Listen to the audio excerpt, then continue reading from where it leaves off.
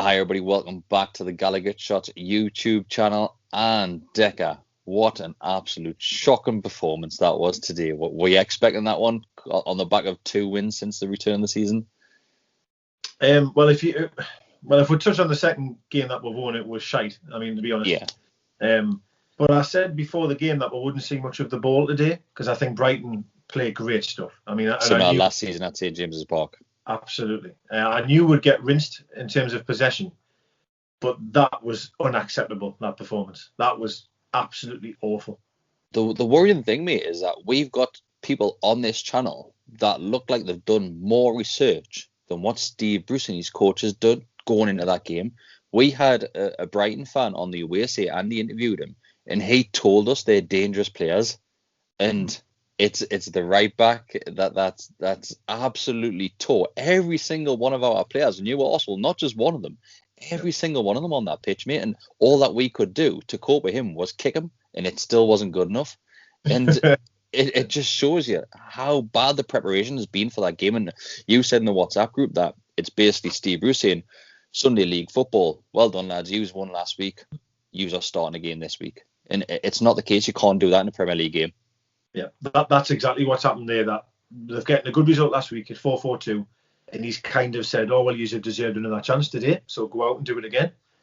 As you said, you can't do that at this level. You just can't do that. You've got to prepare, you've got to do your research, you've got to set your team up to be able to nullify the opposition and also look a threat. And today, we nothing of any of that.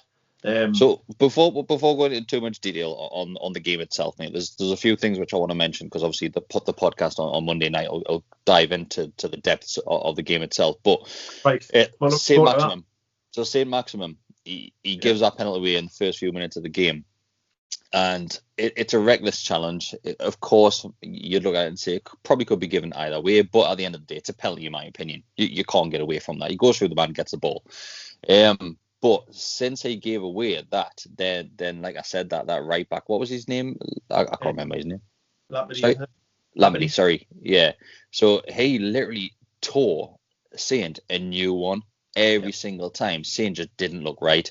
He was getting out-muscled, out-powered, out-skilled, out-sprinted by him. And probably for Saint, that's probably hit his pride massively. And he went off injured. I'm saying injured because deep down, I think he just bottled that one, if I'm being brutally honest with you.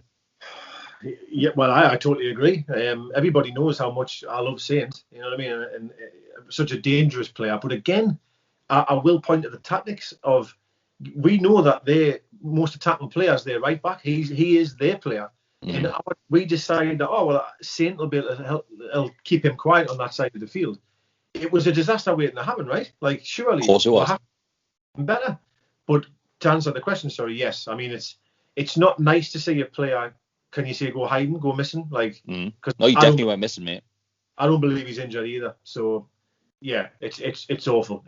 Is he thinking that he got injured off that, like, the challenge with him, wasn't it? He, like, rolled his ankle a little bit. He basically got out-muscled by him, mate, and he went to the deck, and the commentators were saying he twisted his ankle, but I didn't see much. I might be completely wrong. The reports might come out in the next couple of days and say that he does have an injury, but his body language looked completely off. And I'm telling you now, if that was Joe Linton with that body language that Saint was using today, he would be getting rinsed by fans left, right, and centre. And it's something which you don't like to see, especially by a player who's supposed to be your top talent, the player that you look for inspiration on the pitch. No, you're absolutely right. It's unacceptable from anyone. At the end of the day, you know, they're getting paid and they're playing for us, and it doesn't matter who it is. And he's one of my favourite players, as you know. But to see him react in that way is really upsetting, to be honest with you. As you're right, if it was Joe Linton or Shelby or someone, I don't know, someone like that, Jesus, there would be hell on. Another one of our players that we're both learning to appreciate over the last couple of seasons is John Joe Shelby. And he just wasn't on it today, was he? I think every single time he kicked the ball, the keeper just came and picked it up. It was one of those things where he wasn't comfortable on the ball. Every time he got the ball, he was just looking to see where he could get rid of it as far up the pitch as he possibly could. Well, again, we're two centre midfielders, right? Or the slowest centre midfield pairing ever that's ever played football. They're the slowest. And what do? Every single time our centre half got the ball, Shelby or Hayden or both come right onto their tippy toes and took the ball off them. which then leaves the only pass to be a 50-yarder.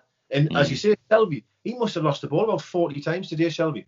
And every time we got a corner or a free kick, it was in the goalkeeper's arms. Every time. It was just fucking awful. Awful. Yeah. So I have to say something.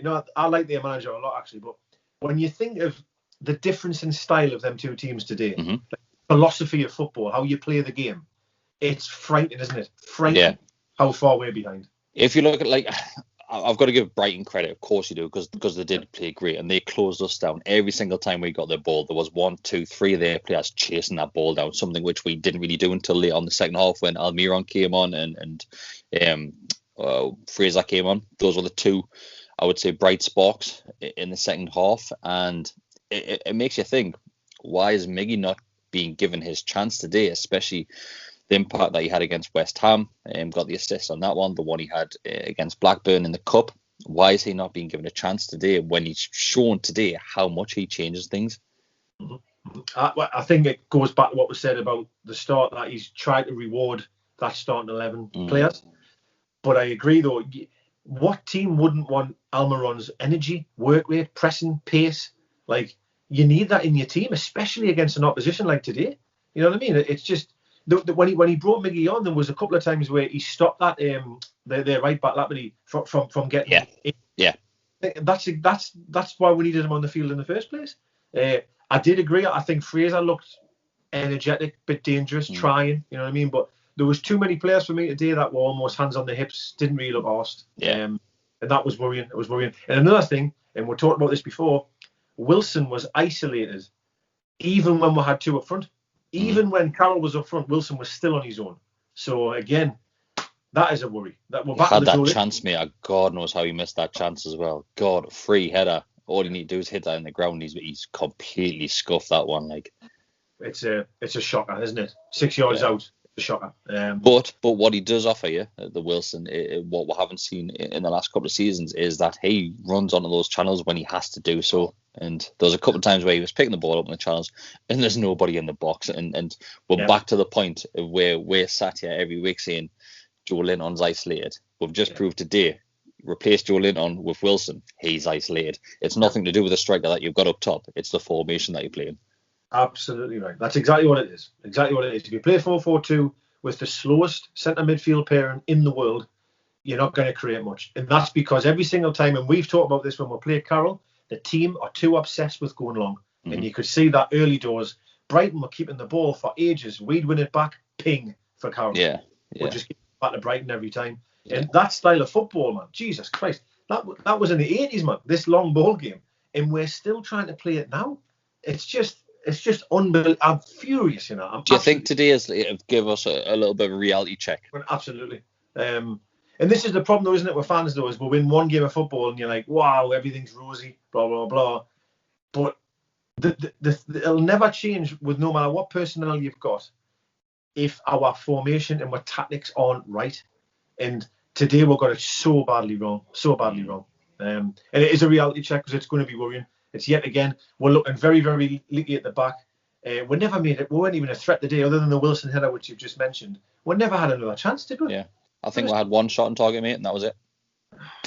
It's just shit, man. It's just not good enough. It's not good enough at all. Just to wrap it up, mate, the red card. Oh, it's a red card. What was the commentator talking about? Well, Jesus Christ! Like, he did. Did he? There's not many players that intentionally mean to kick somebody in the face with the studs up, but it happened. It was reckless. It's a red card all day long. The worrying thing for me was the fact that the referee was bang in front of it and he didn't give a red straight away. He had to go and check. Yeah, because when I seen the replay, you could see the ref's view of it, and I was like, "Why have you even needed to go and see that again?" Like, and I agree, he didn't mean it, no doubt about it, but he still did it. So it's a red card, no doubt about it. It looked nasty, right? Lewis's eye in that looked bad. Yeah, it looked like Lewis had just done a few rounds of bloody Tyson, man. Yeah, it did. It looked bad. Not nice to see. I mean, it was a blatant red card. I can't believe it took us long to get that decision. Yeah, he had a tough day as well, didn't he, Lewis? Very tough day. Yeah, very tough day. Tough day. Yeah. But again, the issue that I've said to you for a long time is every single time a team presses us, we'll just ship ourselves, literally ship ourselves, and we'll just go back to the goalkeeper, whack. Yeah. And it's just the whole thing needs to change somehow, but it's not going to change, is it, with the personnel we have in charge, I guess. Yeah. It's gonna be a full season of this, mate. No, well, I cannot wait. Right, but like I said earlier on this takes nothing away from Brighton, because they were fantastic today. Some of their players were absolutely fantastic. Their second goal, that finish for the second goal, was terrific. Like we're being mentioned there, the young right back, fantastic, and they clearly wanted that game a hell of a lot more than what we did. Yeah, they've got a great balance, haven't they, though, across the team.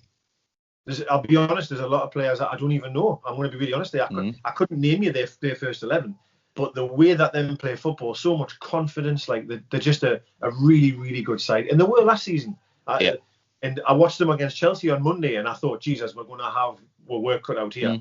But to play as poorly as we did, we were last to every ball, man. Yeah. Every ball. Just unacceptable level of performance, that. Yeah. No, I'm with you, mate. I'm with you. But we'll wrap this one up. And obviously, like I said, the podcast will be back on Monday. Plenty more stuff to come through the week.